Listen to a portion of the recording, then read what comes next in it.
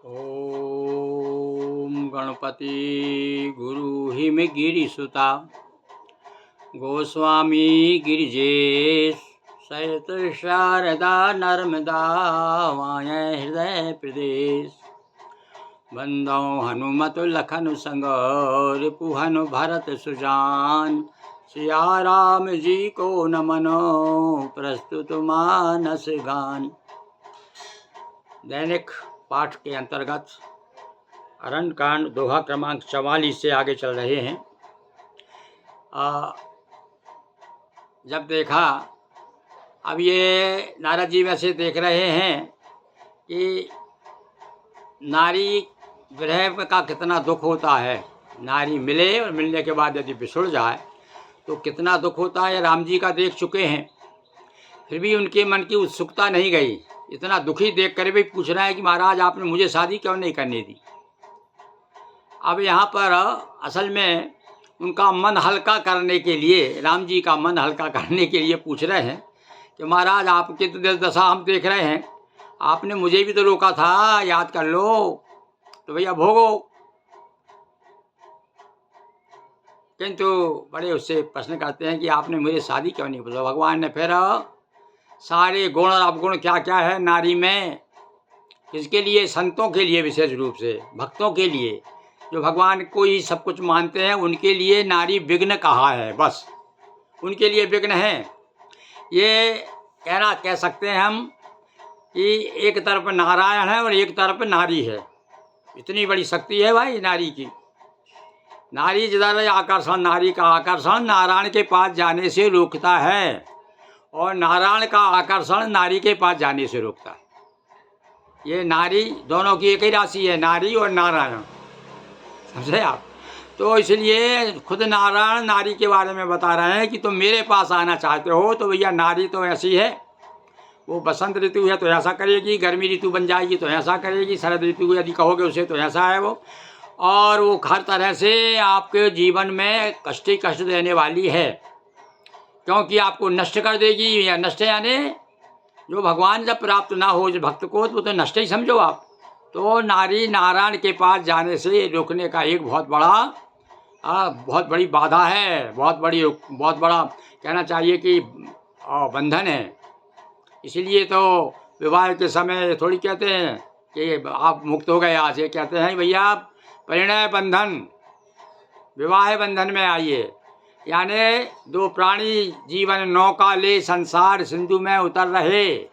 संसार सिंधु में दो प्राणी जीवन की नौका लेकर उतरते, पर वो नाव में जो बैठे ना दोनों, तो अलग अलग नहीं हो सकते। फिर उससे अलग हो जाएंगे तो सब गड़बड़ हो जाएगा। इसलिए उनसे अलग रखने के लिए भगवान नारद से का इसलिए कहा कि नारद तो विरक्त हैं, शुरू से ही विरक्त हैं, तो विरक्त को तो ऐसी बात बताओ ताकि कभी उनका धोखे से भी नारी की तरफ नहीं तो मुँह बंदर का मुँह हो जाएगा उनका। जब भी नारी की तरफ संत कहना चाहिए, ये जिसने भी संत ने भक्त ने आसक्त हो करके नारी की तरफ देखा है उसका मुँह बंदर का हो गया है, यानी कि उसकी अपमान हुआ है और यहाँ तक कि जेल यातना तक सहन करनी पड़ी है ये संतों को भक्तों के साथ। इसलिए नारी की निंदा की है। तो बाकी ये और कोई दृष्टिकोण गोस्वामी जी का नहीं है। अरे नारी तो कहा लगा है कि नारी से नर उपजे है, ध्रुव प्रहलाद समान। नारी नारी मत करो, नारी करो, नारी का करो सम्मान। तो नारी तो सम्मान ही है भाई, पर अब यहाँ प्रसंग दूसरा है, इसलिए हमें थोड़ी बुराई करनी पड़ी है। और वो भी राम जी के मुँह से, नारद जी के प्रसंग जो है, राम जी ने नारद जी को बताया कि जो संसार से भाई सभी तो होना नहीं चाहेंगे, बड़ा मुश्किल है, पर जिनकी मन में इच्छा है कि जो मेरे पास आना चाहें वो जरा नारी की तरफ कम देखें, और नहीं तो सब गड़बड़ हो जाएगा। अब ये तो सब कुछ हो गया, तो उन्होंने नारद जी ने सोचा कि ठीक है महाराज, अभी तो नारी की बात हो गई, अब साथ साथ में बता दो संत का लक्षण क्या है, क्या पहचान है संत की। क्योंकि बहुत सारे लोग कपड़े पहन के घूमते रहते हैं। नारी मुई गृह संपत्ति नासी, मूल मुड़ाए वही सन्यासी है, पंडित सोई जो गाल बजावा। वैसे महाराज घूमते मिलेंगे तो फिर संत की पहचान कैसे हो। तब आप भगवान समझा रहे हैं। अब ये भी प्रसंग बड़ा सुंदर प्रसंग है भाई। तो देखिए, अब वैसे मन ही मन में सोच रहे हैं कि देखो ऐसे भक्त जिन्होंने इतना मुझे नारी के बारे में बता दिया, नहीं तो मैं डूब जाता, शादी कर लेता, तो मेरी भी गत राम जी से ज़्यादा होती खराब। ये ब्रह्म की जब ऐसी गत है, तो भक्त भगवान की जब ऐसी गति है, गत हो जाती है नारी के साथ रहने से, तो फिर भैया मैं तो भक्त हूँ, मेरी तो हालत खराब हो जाती। तो ये बड़ी कृपा है भगवान की। तो कह रहे हैं ऐसे प्रभु को छोड़ करके मनी मन में सोच रहे हैं, पुलक नयन भरे आए, आँख में आंसू आ गए उनके, अच्छा बचा लिया भगवान आपने मुझे। और ये न भजाई ऐसे प्रभु भ्रम त्यागी, भ्रम छोड़ दो भाई, ये भ्रम है, ये क्या है, संसार भ्रम ही तो है। ये नारी है, क्रोध है, मोह है, माया है, विकार है, ये सारे के सारे भ्रम हैं। तो इन सारे भ्रमों को छोड़ करके ज्ञान रंक नरमंद, अरे भैया जब ज्ञान रूपी आपको मिल जाए तो वो रंक, वो गरीब अभागा आदमी है, जिसे कि ऐसा धन प्राप्त होने के बाद में भी राम जी जैसा धन मिल जाए, उसके बाद में रंक रहे, तो इससे बड़ा दुर्भाग्य और क्या हो सकता है। पुनि विषादर बोले मुनि नारद, सुनऊ राम विज्ञान विशारद। हे महाराज आप ज्ञानी ही नहीं है, आप विज्ञानी हैं और साथ में शारद ही नहीं है, यानी केवल सरस्वती नहीं है, आप विशारद हैं, विशेष सरस्वती हैं। आप जो बोलेंगे आपके मुंह से सरस्वती, विशेष सरस्वती बोलेगी। या विशारद का ये अर्थ भी ले सकते हैं, विशाल शारद, शारद यानी सरस्वती, विशारद यानी जो विशेष सरस्वती का रूप हो जिनका, है ही भैया, वो तो सरस्वती तो उनके आंगन में नाचती है। लिखा है ना गोस्वामी जी एक जगह कि जही पर कृपा करहि जन जानी, और कभी उर अजर नचा वही बानी, उसके हृदय में सरस्वती फिर अखनी लगाती है, आंगन में नाचती है। तो ये तो महासरस्वती हैं, खुद महाविज्ञानी हैं, विशारद हैं। और संतन के लक्षण रघुवीरा, कहो नाथ भव भंजन वीरा। संतन के लक्षण काय के लिए, भव का धीर भंजन हो जाए, यानी संसार रूपी समुद्र से हम लोग उस पार हो जाएं, भय का भय ना रहे, भव का भय ना रहे, संसार से फिर डर नहीं रहता आदमी को।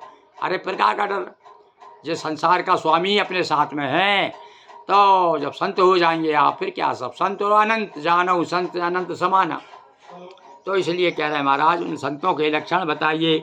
लक्षण सुनने से ही अब देखो, अच्छा शुभ काम जब करते हैं, अच्छे सही रास्ते पर चलते हैं, जैसे बगीचा में पहुंचते ही ऐसी सुंदर एकदम से हवा आती है, तो सारी गर्मी ठंडी एक साथ हो जाती है। ऐसे ही भैया संतों की चर्चा, संतों का संग, संतों का आचरण, संतों की कथा दूर करती है व्यथा। तो कहते हैं भवभंजन वीरा है ये ऐसे ही लक्षण सुना दीजिए आप। अब संतों के लक्षण सुनाने के बाद आज आरण्य कांड समाप्त होगा, और कल से हम पुनः किष्किंधा की ओर चलेंगे। तो चलिए देखते हैं क्या कह रहे हैं भगवान।